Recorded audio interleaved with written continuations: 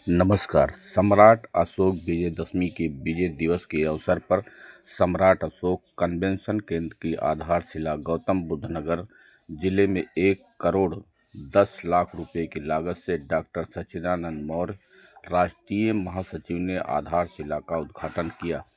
इस कार्यक्रम के विशिष्ट अतिथि के रूप में जीके शर्मा संरक्षक संस्थापक सामाजिक न्याय आंदोलन के केटी फूल सिंह बौद्ध बाम से प्रदेश प्रभारी उत्तर प्रदेश मौजूद रहे। शर्मा ने इस सराहनीय कार्य की सराहना करते हुए कहा कि द ग्रेट सम्राट अशोक ने बुद्ध को समझने और पढ़ने का काम किया, जो बुद्ध के संदेश को लिपिबद्ध किया। संत पुरुष अरहत उपाली जी का सबसे बड़ा योगदान था, जिसे लिपिबद्ध करने में जिस लिपि को कलिंग में युद्ध के बाद सम्राट अशोक ने अपने जीवन में उतारा और अपने शासनकाल में अपने पूर्वजों के द्वारा बताए हुए और दिए हुए संदेश को लेकर पूरे भारत ही नहीं पूरे विश्व में फैलाने का काम किया। आज संपूर्ण भारत को बुद्धमय में फिर से बनाने का संकल्प दोहराने का कार्य पूर्वांचल की धरती गाजीपुर से सच्चिदानंद मौर्य थाईलैंड, जर्मनी,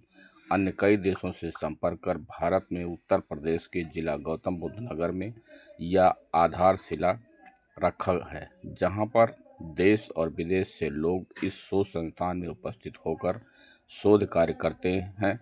धन्यवाद करते हैं सम्राट अशोक क्लब को, जिन्होंने पूरे कार्यक्रम को एक रंग में रंगने का काम किया। आज इस जन सैलाब को देखकर गर्व के साथ जीके शर्मा ने कहा, 250 वर्ष इस देश पर राज करने वाले महापद्मनंद के वंशजों ने यह इतिहास रचा और आने वाले समय में पूरे देश को बौद्धमय होगा। शिलालेख में से लेकर आगामी अशोक विजयादशमी के अवसर पर थाईलैंड ने सम्राट अशोक की नई प्रतिमा का निर्माण करवाया है।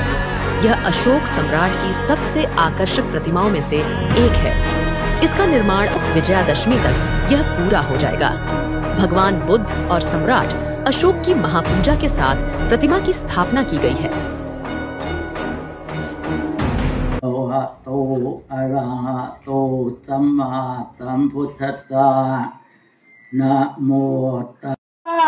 फिर अशोक के सपनों का हो भारत याद दिलाने वाला नाम है जिसका सच्चिदानंद, बुद्धा की ज्योति जलाने वाला, बुद्धा की ज्योति जलाने वाला।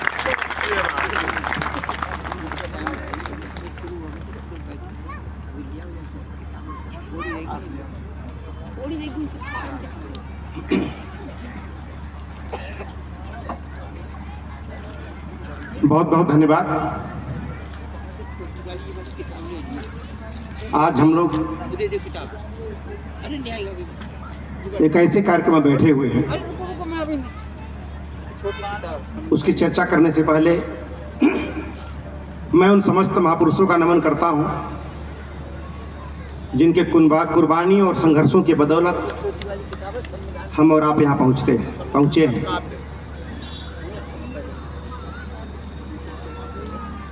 आज जब मैं कल रात को जब यहाँ इस जमीन पे मैं सोया हुआ था, ऐसे ही खुले धूल में ही शाम को कल, तो एक वेडले साहब ब्रिटिशियन थे, इन्होंने पाटलिपुत्रा की खोज की है, राजधानी की।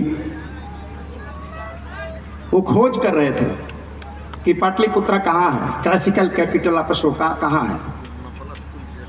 तो कोई चारा तो उनके पास था नहीं कि कहाँ है। तो हेनसांग फायान सिंह इनके यात्रा वृत्तांत और उसमें किए गए वर्णन के अलावा कोई दूसरा उपाय नहीं था। तो उसी के आधार पर जरीब से, जो लोहे की जरीब आती है, उससे उन्होंने पूरा नपवाया कुशीनगर से कितनी दूरी है, बोधगया से कितनी दूरी है। उसके हिसाब से नाप के जब फाइनल हो गया कि this is the capital of Ashoka, तो उन्होंने अपना पूरा वस्त्र उतार दिया,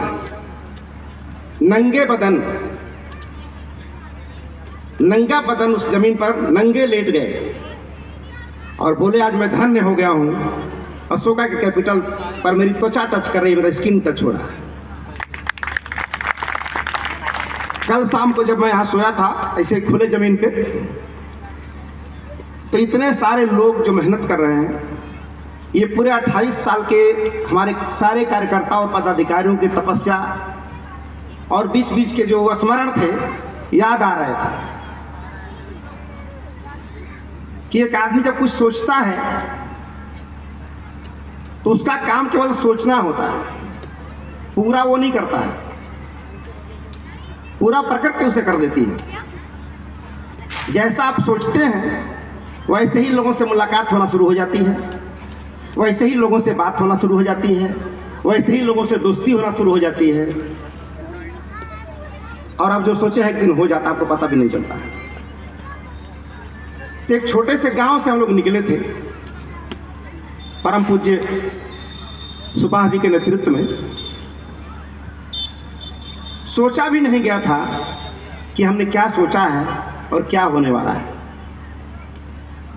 लेकिन कहा जाता है कि जिस चाबी से ताला बंद होता है उसी चाबी से ताला खुलता भी है। बस फर्क क्या है? डायरेक्शन का।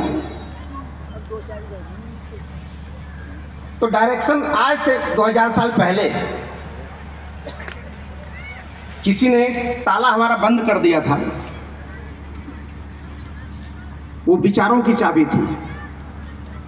तो विचारों की चाबी से ही ताला बंद हुआ था और विचारों की चाबी से ही ताला फिर खुलेगा।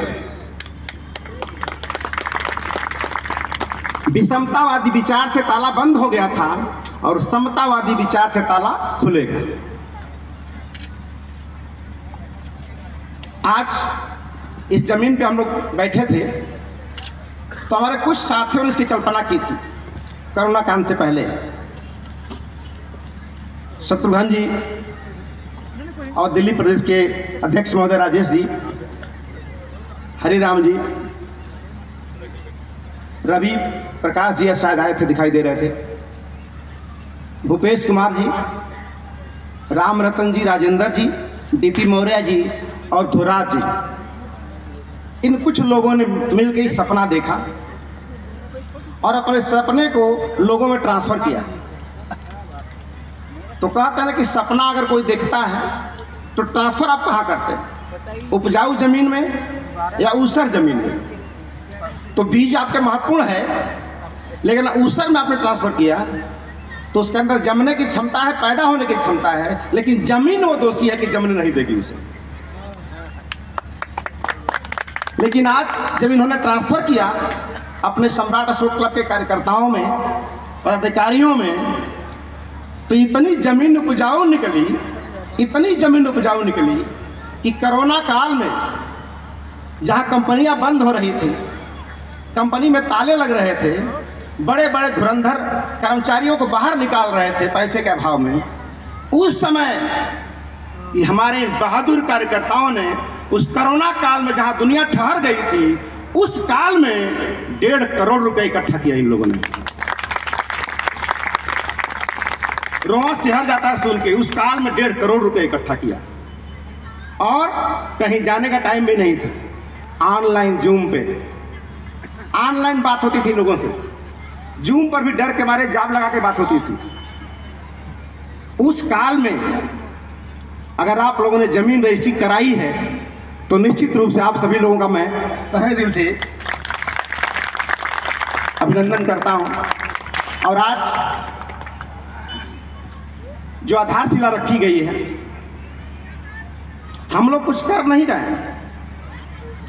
बीज तो देवरिया से निकला था, लेकिन जैसे जैसे लोग मिलते चले गए सपना साकार होता चला जा रहा है। आज भी यहाँ क्या होने वाला है हमें पता नहीं, लेकिन लगातार करते रहना ये मुझे पता है, और लगातार करते रहेंगे तो जो सब लोगों ने सोचा है वो पक्का पूरा हो जाएगा। मेहनत का फल क्या होता है? तो आप ही के लिए होता है। जो मेहनत करेगा उसके लिए होता है, दुश्मन भी करेगा तो उसके लिए मीठा फल होगा, और आप करेंगे तो आपके लिए फल मीठा होगा।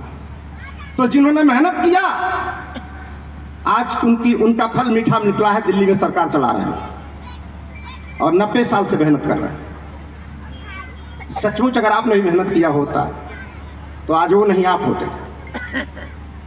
तो कहीं ना कहीं तो कसर है।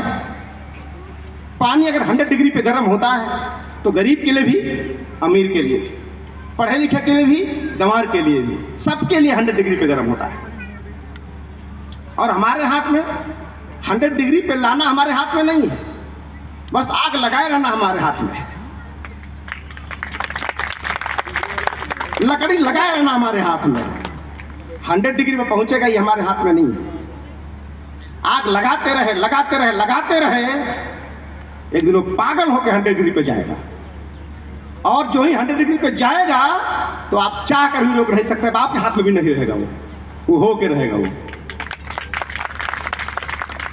तो आज बड़ी खुशी हो रही है कि पूरे भारत के लोग यहां उपस्थित हैं। और संकल्प और विकल्प में ही अंतर होता है।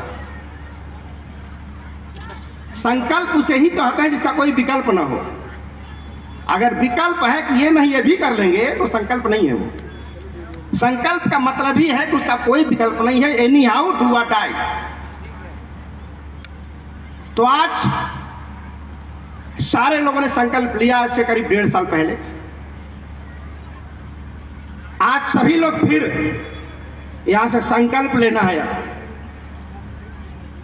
कि आज ये जमीन है, लेकिन अगली बार हम यहां आएंगे तो जमीन नहीं रहेगी, मकान रहना चाहिए यहां पे।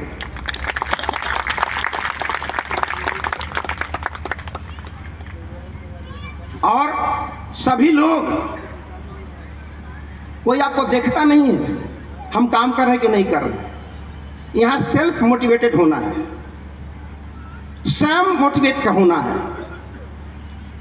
क्योंकि दूसरे का मोटिवेशन बहुत देर तक काम नहीं आता। आप जब खुद मोटिवेट हो जाएंगे तो खुद तो मोटिवेट होंगे ही, दूसरों को भी मोटिवेट करते हैं, ये फायदा हो जाता है।